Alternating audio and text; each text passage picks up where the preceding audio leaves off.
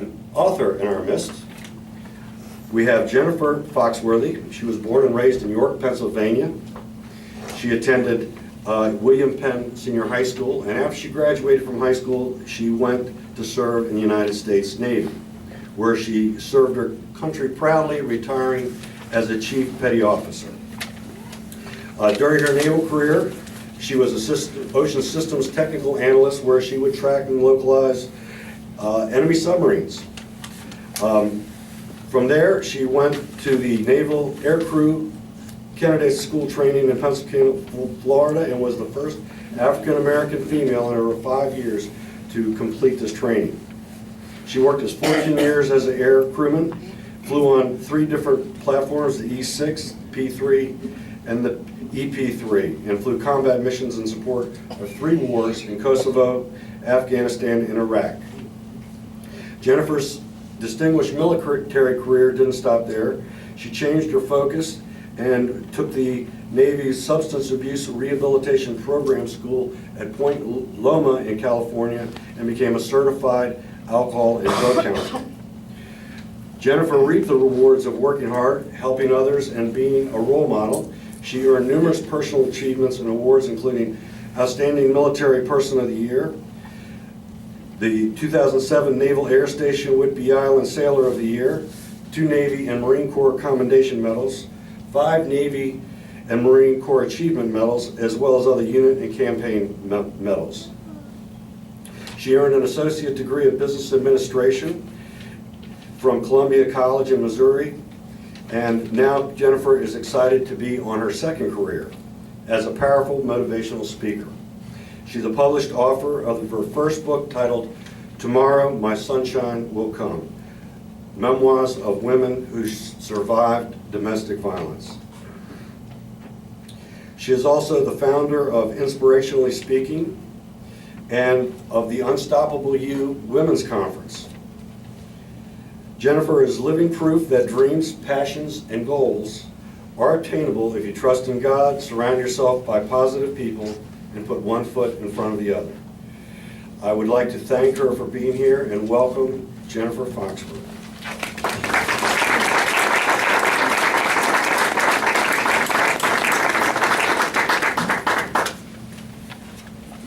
I am truly humbled and honored to be here with all of you amazing people. I would like to thank the Calvert County Commission for Women, Mr. Gale, the Crisis Intervention Center, Ms. Corita Myers. I'm grateful. I'm truly, truly grateful. I'll try not to bore you and keep it moving. As I look in this room, and obviously we know the statistics, 1 in 4 women will be abused in their lifetime and 1 in 10 men will be abused in their lifetime. So when I speak to an audience, I have them close their eyes or just take a mental picture of their workplace, their church, wherever they frequent, and just count the females, 1, 2, 3, 4, and every 4th person, mentally stand them up in your head. That will give you an idea of what we're dealing with. That's right in your church, your organization. And then for the men, every 10th man you mentally stand up. And that's who will be abused or has been abused in their lifetime. Since I wrote my book, and even since I came out that I'm a domestic violence survivor, people ask the 2 magic questions. Why did you stay? And how could you let someone put their hands on you?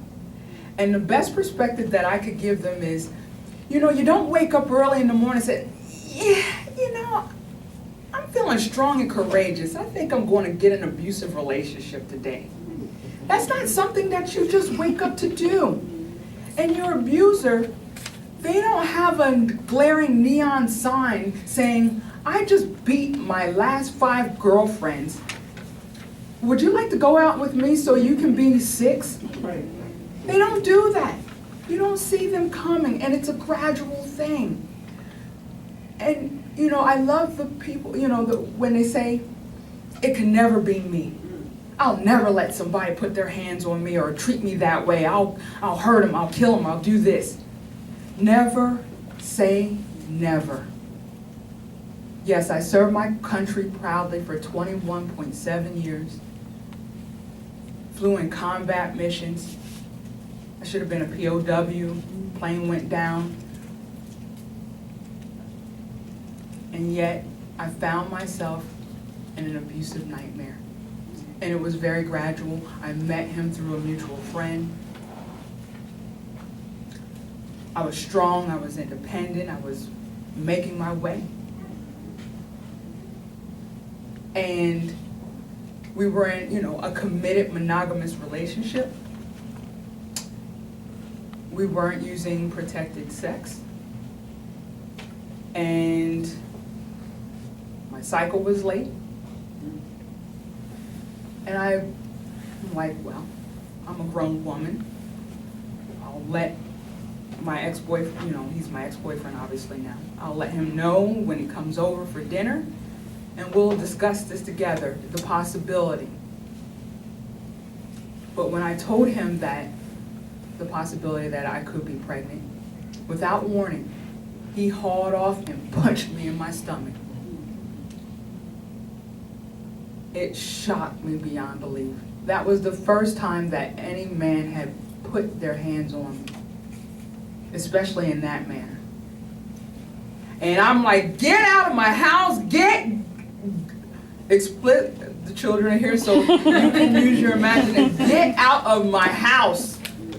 And he's crying and I'm sorry, and he leaves and he's walking down the street.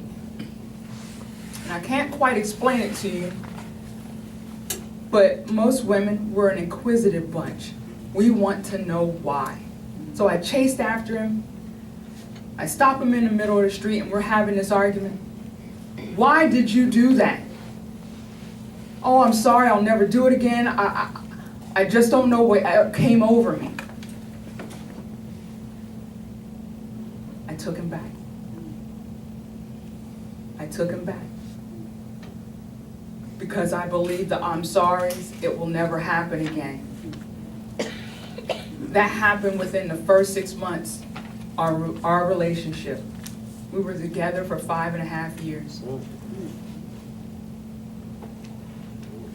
It was more mental and emotional abuse than physical. There were slaps across the face where someone glares at you and just because they thought they could, just smack you across the face. Stunned. And I just figured if I could love harder, love stronger.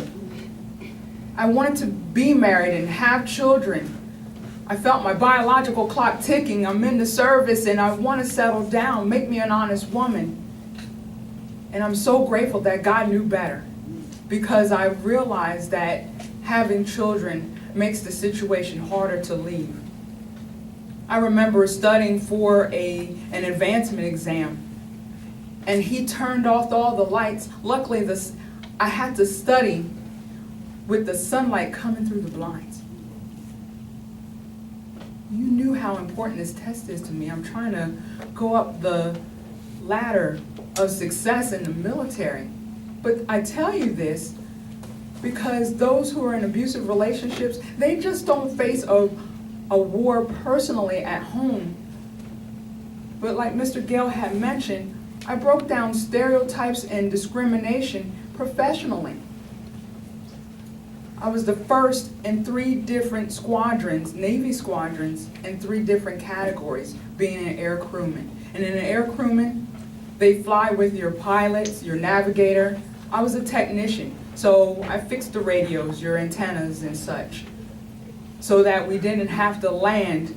I kept the plane flying so the crew could do their mission. So while I was trying to fit in where I didn't belong and stood out, at work, I had to go home and deal with another nightmare. It broke me down. But no one would have ever known, because just like my personality is bubbly, I'm smiling, outgoing. I was a clown that wore a smile on my face to disguise the pain that I was feeling at work and at home. I was too ashamed. I felt alone, embarrassed, humiliated. I suffered in silence. How could you tell your friends, your family members that you're dealing with this? Because I knew if I told my parents, they would be on the first plane hunting this person down. And then I would have family members, it would escalate and they would be in jail. So sometimes abusers, we don't tell for that reason. And this ex-boyfriend of mine, he had the Napoleon complex. So he wanted to show control over somebody because he wasn't comfortable with his own stature. And more than likely, he was broken. It's a vicious cycle of abuse. And if you don't think that it affects others, it does, directly and indirectly. Loss of work, production, directly to your children if you have them, if they witness this. And if you think, oh, they don't see or they don't know, children are very smart. We're their role models. They mimic everything that we do. So your child may not grow up to be an abuser, but I'm not a doctor, but from people that I've talked to, they have commitment issues. So you may not grow up to be an abuser, but they may end up having commitment issues. It will affect them in some manner.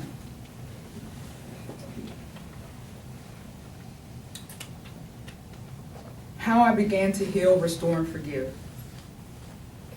I was given an opportunity to talk to my church's women's ministry one night, and I was freshly out of this relationship. I got sick and tired of being sick and tired, and that's when change happens. When you can no longer stand the emotion, being someone's emotional and mental and physical punching bag. I'm drowning in my tears in my pillow, and he could care less. Not even say, baby, what's wrong? Why are you crying? Could care less. And I can tell you the truth, what propelled me to leave finally was I suspected that he was cheating when he came from a deployment. To me, that was throwing salt on the wound. You had control of me, you were calling me every name in the book. But now you want to cheat on me too?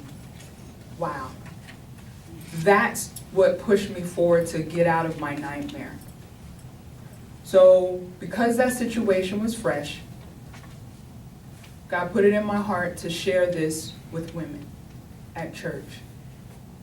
And when I told them my story, it was amazing how many women I sat next to every Sunday who said, me too. And one lady had told me the statistics of 1 in 4. And I was just shocked. I was floored because I was naive to domestic violence. I just thought it was something physical. And I remember watching Ricky Lake, the talk show host, and saying, girl, don't let him put his hands on you, yelling at the TV. And then all of a sudden, Jennifer Dowry, Foxworthy is my married name. I was in it. Oh my gosh, me. But then as I wrote this book and started to talk to other survivors, I realized there's a series of events that happen in our childhood. With me, the low self-esteem and self-worth, that came from bullying. Unfortunately, it's expected as an African American or just a minority for other ethnicities to point out your thick lips, your nose, your dark skin. And as a young girl, you can't see the beauty of the skin that I possess. But when I had 3 African American boys in my high school class make fun of me, my self-esteem just went so low. How could my own point out every flaw that I was ashamed of? And every day at class, I had to put on armor to deal with their nonsense. And I would put out a barrage of cuss words just to fight back, but all I did was bring attention back on myself. So, for survivors, for victims, there's a series of events, whether you grew up in a household and witnessed it, whether you were bullied, sexual abuse, molestation, whatever caused that low self-esteem and self-worth, it makes you susceptible to getting into poor relationships. It makes you susceptible to feel like you are not worth anything and that you look for love and acceptance anywhere that you can find it.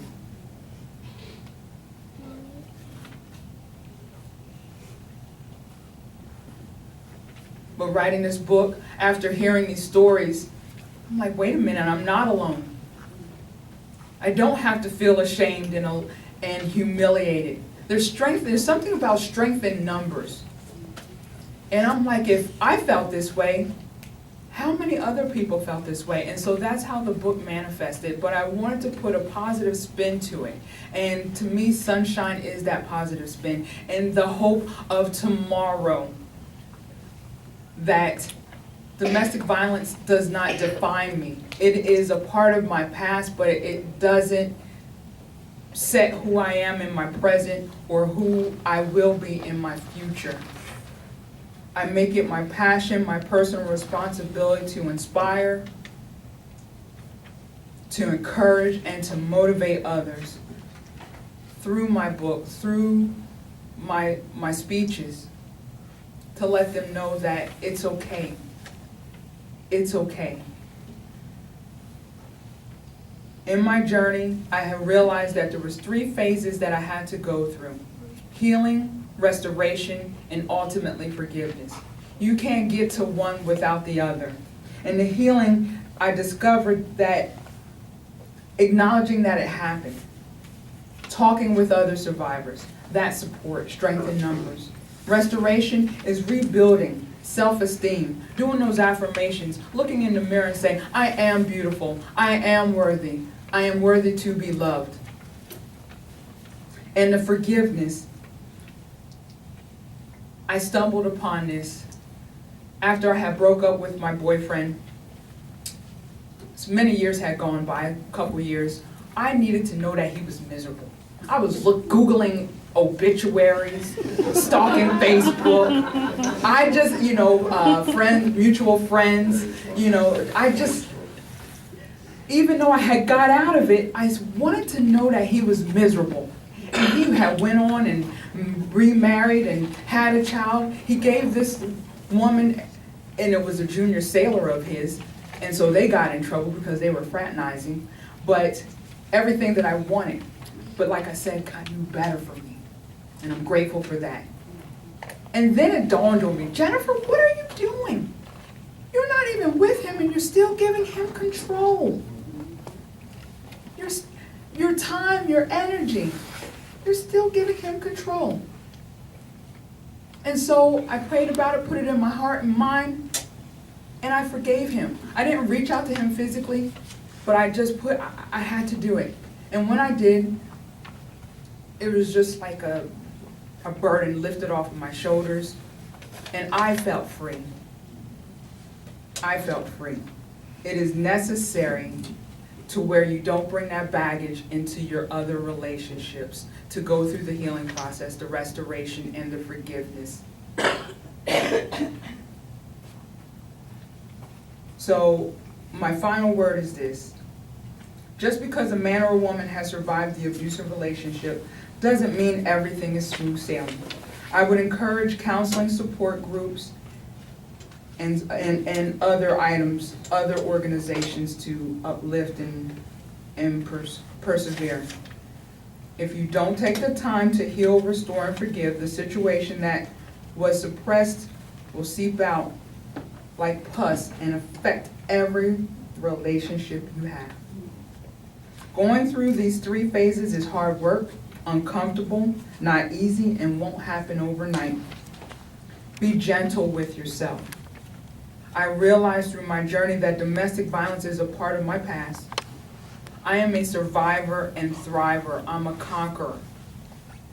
I have to do better for my son, for my husband, and I have an amazing husband, very supportive. I'm grateful for where I'm at right now. And thank you for taking the time to open your hearts and your minds to listen to me. I thank you for this opportunity. I'm humbled and honored. Thank you.